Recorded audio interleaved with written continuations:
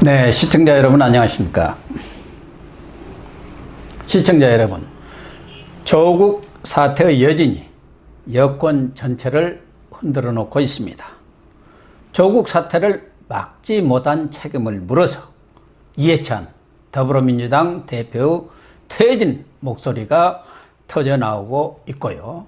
이와 맞물려서 이낙연 국무총리의 민주당 복귀, 민주당 차출설이 다시 부상하고 있습니다.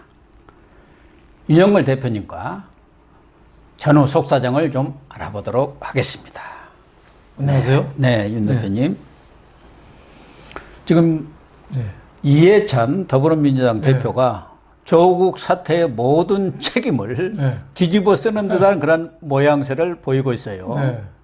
원래 뭐 책임을 질만 합니까? 어떻습니까? 그동안 열심히 비호를 했잖아요. 그렇죠. 원래 공은 윗사람이 다 가져가고 잘못했으면은 그 밑에서 책임지잖아요.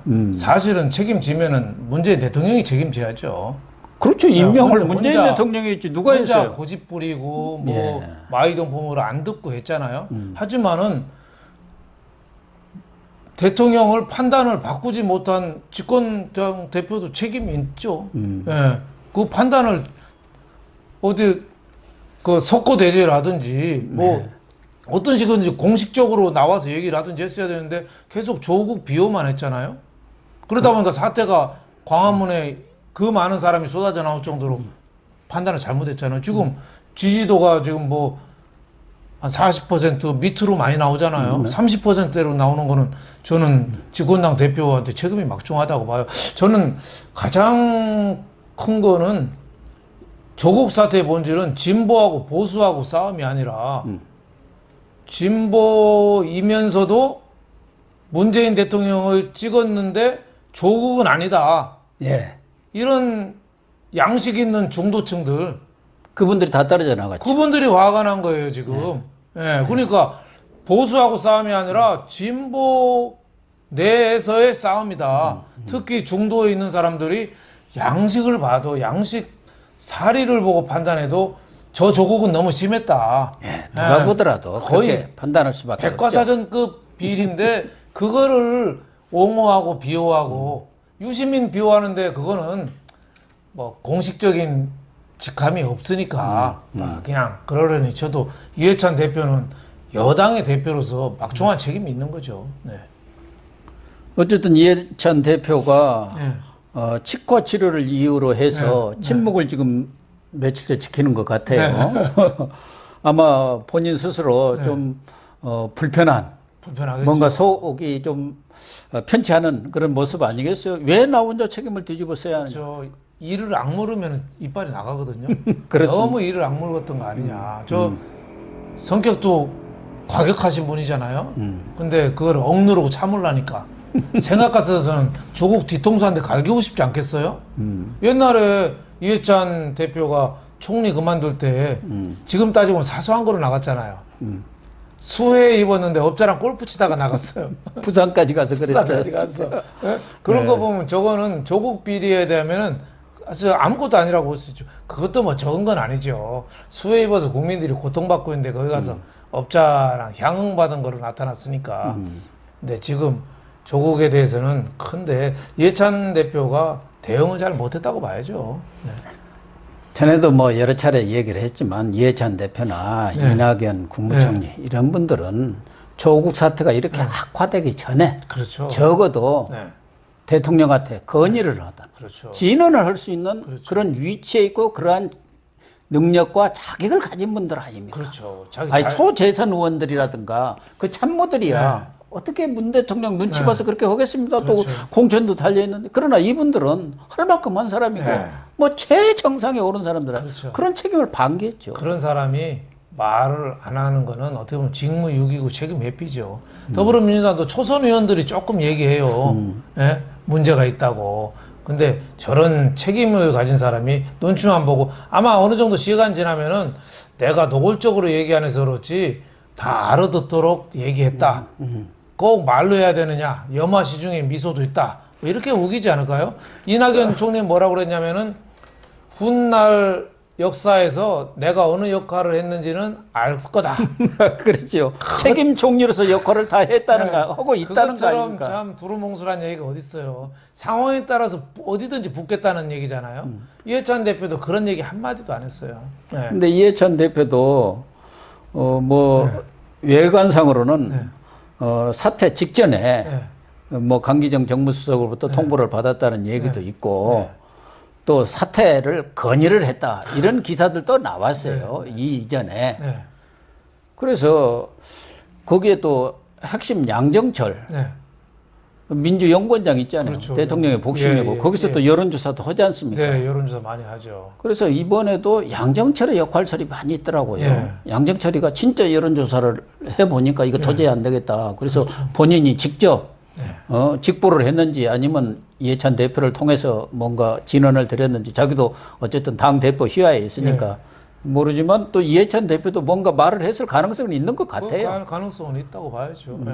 아마 양정철이가 했으면은 직접 대통령한테 하지 않았을까 싶어요. 그렇죠. 노영민 비서실장이나 통해서 직접 올리지 않았겠나. 비서실장이나 강기정 정무수석은 눈치 안 보고 거의 얘기를 안 했다고 그래요. 그러니까 저는 이번에 그 내각도 좀 일신해야 되고 청와대 비서진들 저는 다 바꿔야 된다고 봅니다. 그 광화문 광장에 그 많은 사람이 몰렸는데 대통령한테 한마디도 얘기도 안 했다? 그건 말이 안 되죠. 저는 3대 45라는 숫자 3회 45회 뭐냐면 노무현 대통령은 기자회견을 45회 했거든요. 문재인은 3회에서 딱 3번. 취임사에서 국민과 소통하는 정치하겠다 딱 기자회견 3번 했어요. 광화문에 그 많은 사람이 몰렸으면은 저는 기자들하고 기자회견을 해서 심경을 밝혀야 된다고 봅니다. 근데 사실은 우리 일반 여론조사에서도 대통령과 민주당의 지지율이 아주 급락을 했지 않습니까? 그렇죠, 그래서 여론조사에 따라서는 한국당과 민주당의 지지율 격차가 0.9%로 그렇죠, 이렇게 5%. 박빙의 차로 사실은 차이가 없는 거죠. 오차 범위를 생각한다면 그렇게까지 이렇게 접근을 하면서 이 총선에 정말 빨간불이 켜졌다. 이런 얘기가 나왔지 않습니까? 그렇죠. 근데 또 청와대 내에서도 자체 여론조사를 해보니까 거기도 하지 않습니까? 그렇죠. 거기는 자기들이 진짜 그렇죠. 참고 자료를 하니까 정확하니 하는데 정확한. 거기는 더 심각한 결과가 나왔다고 하더라고요. 그랬을 거예요. 아마. 30% 밑으로 대통령 지지도가 나왔을 가능성도 상당히 있지 않느냐 생각이 돼요. 그래서 결국은 이제 이해찬 가지고는 당내 분위기도 그렇고 이번에 조국 사태의 그런 상처 이런 것들을 감안할 때 총선을 치르기가 어려우니까 이해찬 대신에 이낙연 총리를 차출해야 한다. 전에도 한번 나왔었어요. 등판론이 다시 재부상하고 있는 것 같은데요.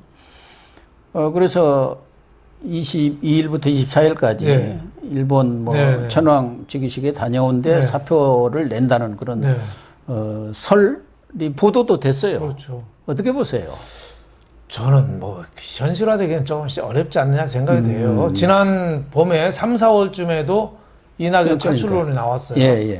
근데 이낙연은 출신 성분이 저 친문이 아닙니다. 손학규계잖아요. 그렇죠. 그 비서실장 대변인을 했죠. 총선 치르는데 얼굴 마담으로 쓸 가능성은 좀 배제할 수는 없습니다만은 그 핵심 친문이 아니기 때문에 저는 문재인 스타일을 보면은 식구들만 쓰거든요.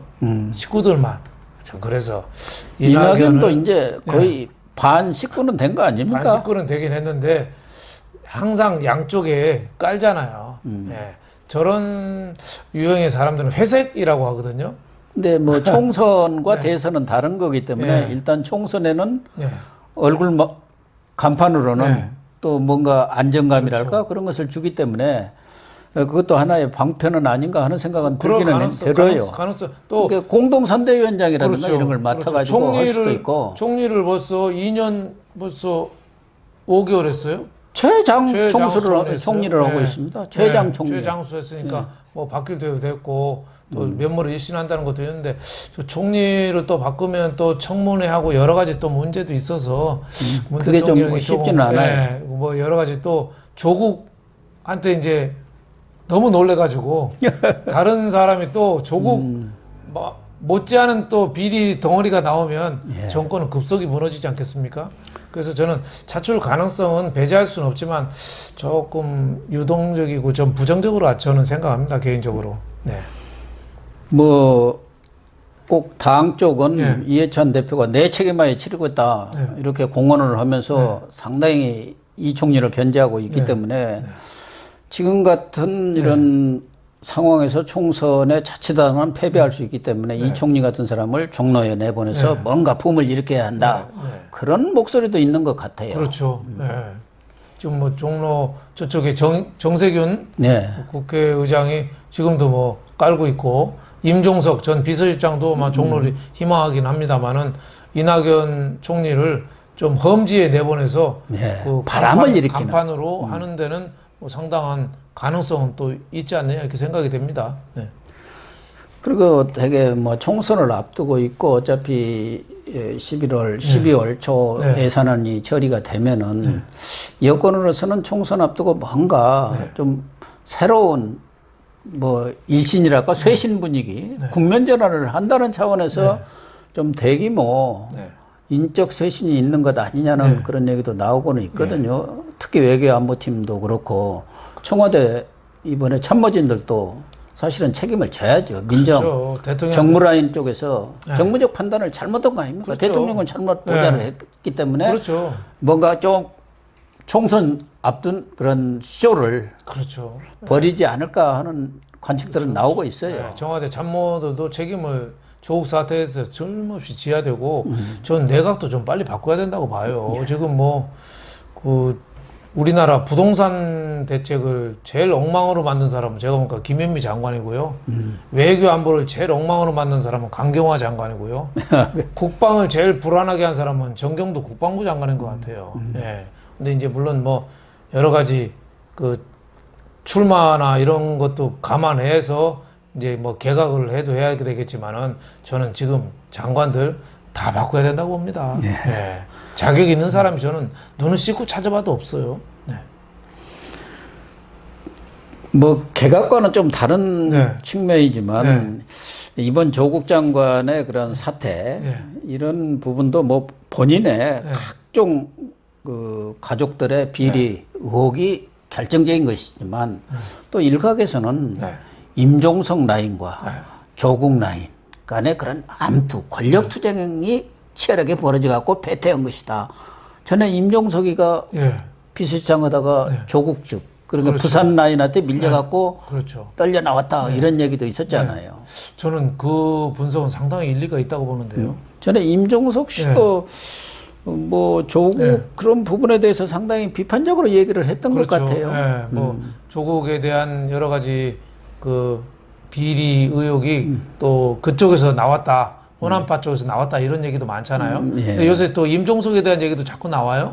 또 이것도 부산 쪽에서 좀 흘리는 거 아닌가 이런 생각이 들어서 양쪽의 헤게모니 싸움이 틀림없이 있을 거다 이런 생각이 들고 지금 문재인 대통령은 조국 나가는데도 거의 꽃가마를 태워서 보내잖아요. 굉장히 뭐 검찰 개혁의 화신인 것처럼 법무부에서는 그 조국 비디오까지 만들었다고 동영상. 아, 그래요? 아니, 뭐 그렇대요. 맞아요. 거의 이순신 장군으로 만들어놨어요. 조국 장관의 마지막 뭐 당부? 부탁? 뭐 조명을 아주 어둡게 했다가 부탁이랑 짠 하고 나타났다가 야, 저 옛날 원님이 공덕비도 저렇게는 안 만들었겠다. 아니, 근데 얼굴 뜨거워서 못 쓸 거 없을 정도로 저 봤는데 만들어놨는데 그거는 대통령이 자꾸 부산파 쪽에 힘을 실어줘서 조국에 대한 미련을 아직은 버리지 않은 것 같다. 그래서 윤석열 쪽 압력 넣고 자꾸 해서 사법부 또 압력 넣고 해서 조국을 그 사법 처리를 가급적이면 안 되게 한 다음에 다시 기회를 주려는 거 아니냐. 저는 이런 생각도 있다 이렇게 보여져요. 아니, 그러니까 여권에서 저렇게 서두르고 있는 것은 저 공수처법이라든가 어쨌든 검찰한테 1차적으로 타협을 통해서 정경심선에서 꼬리 자르기를 하되 안 되면은 경우에 따라서는 공수처를 통해서 조국을 무혐의 시키고 그래서 지금 총선 출마설까지도 지금 나오고 있지 않습니까? 그렇죠. 총선 출마한다. 그래서 명예회복을 한다. 그렇죠. 그렇게 될 경우 무혐의를 어쨌든 내려주면은 네. 명분은 되지 않습니까? 그렇죠. 거기다 총선에 나가가지고 말하자면 국민들부터 심판받았다. 네.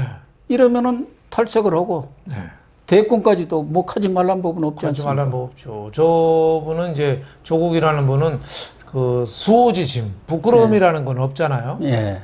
그 수많은 비리 의혹 때문에 장관을 그만둬서 처음으로 집에 와서 한 일이 서울대 복직 신청이잖아요. 오자마자 한 일이. 저 같으면은 그걸 어떻게 할지 모르겠어요. 저 같은 경우는 이랬을 것 같아요. 내가 법원을 통해서 명명백백하게 진실을 밝힌 다음에 떳떳하게 나는 대학으로 강단에 돌아가겠다. 저는 이렇게 얘기할 것 같아요. 오자마자 팩스로 집에서 넣어서 복지가 그럴 정도의 참 어떻게 보면은 참 부끄러움을 모르는 사람이다 이런 생각이 좀 듭니다. 네. 대신에 좀 눈에 띄었던 것이 이철이 의원, 예. 전국구 비례대표 네. 의원이죠. 초선이지만 아주 자기 고백을 하고 네. 반성문을 쓰고 그렇죠. 자기 총선에 불출마하겠다. 뭐 지역구가 네. 없으니까 네. 일단은 좀 홀가분한 측면은 네. 있겠지만 어쨌든 좀 참신한 그렇죠. 바람을 일으킨 것 같아요. 네. 초선 의원이 중진들은 지금 납작 엎드려서 공천할까 말을 못 하거든요. 조국에 대해서 반대하면은 민주당 총선 앞두고 내부 경선에서 떨어진다 이런 얘기가 있어요. 그러니까. 네? 그런 얘기에서 한마디 못 하는데 그 초선 의원이 한마디 했다는 거는 저는 의미를 부여하고 싶어요. 다만 이제 조국을 혼자 떠나보내기가 아까워서 나래도 그렇게 참 성의 표시를 좀 했다. 그래서 불출마 선언을 했다. 본인이 뭐 이런 식으로 얘기하는데 그 말에 제 내용은 동의할 수는 없습니다만은 하다못해 그 이철희 의원이 국회가 참담하고 정치가 너무너무 부끄러워서 출마 안 하겠다. 그건 신선한 저는 발언이라고 봅니다. 그런데 이철희 의원의 그런 불출마 선언이 전에 양정철, 백원우 이런 분들이 불출마 선언을 했는데 조국 정국에 묻혀갖고 빛을 못 봤어요. 그렇죠, 맞아요. 그래서 그것이 하나의 이철희 의원을 시발점으로 해서 민주당의 공천 물갈이 신호탄 아니냐 이런 해석도 있어요. 그래서 조국 정국을 총선 정국으로 말하자면 국면전환하려는 그런 하나의 일환으로 전략의 일환으로 이철희가 먼저 총대를 맸다. 그건 뭐 상당히 일리가 있는 말씀 같습니다. 예, 지금 뭐 상당히 지금 더불어민주당이 총선 물갈이 세게 한다고 하잖아요. 예, 지금 지지율이 좀 급나가고 있잖아요. 이거를 물갈이, 세대 교체, 이거를 인물처럼 참 국민들한테 어필하는 게 없거든요. 예, 그건 상당히 의미가 있다 이렇게 봐요. 자유한국당은 지금 일단은 조국 쫓아내는 데는 성공했지만 사실 따지고 보면은 패스트트랙 수사가 언제 어떻게 목을 죄올지 모르거든요. 예, 그런 측면에서 볼 때 물갈이를 통해서 좀 자유한국당하고 풍향계가 또 바뀔 수도 있다 이렇게 생각이 됩니다. 네, 시청자 여러분, 민주당이 조국 사태로 인해서 여러 가지 진통을 겪고 나름대로 총선 빨간불이 켜지자 생존을 위한 몸부림을 쥐고 있는 것 같습니다. 이해찬 대표와 이낙연 총리 간의 어떻게 보면 당내 한판 승부, 이것도 우리 국민들이 좀 유심히 지켜볼 사안이 아닌가 이런 생각이 들고요. 어쨌든 민주당의 이런 움직임에 발맞춰서 한국당 측에서도 조국 사태 이후 어떻게 대응해 갈 것인지 심사숙고하고 치밀한 전략을 짜는 그런 노력이 정말 필요할 것 같습니다. 오늘 방송 마치도록 하겠습니다. 감사합니다. 감사합니다.